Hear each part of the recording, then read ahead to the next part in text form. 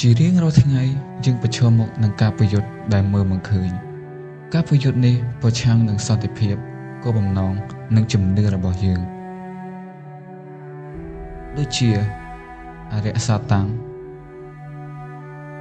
សច្ឆៀមពិភពលោកទាំងនេះគឺជាការគំរាមកំហែងដែលមើលមិនឃើញដែលទាញយើងចេញឆ្ងាយពីព្រះ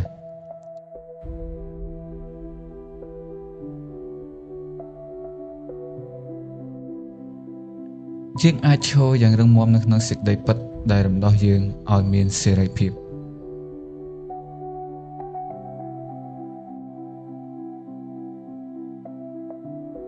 ការប្រយុទ្ធគឺមិនពិតប្រាកដមែនប៉ុន្តែជ័យជំនះជារបស់យើងនៅក្នុងព្រះយេស៊ូវ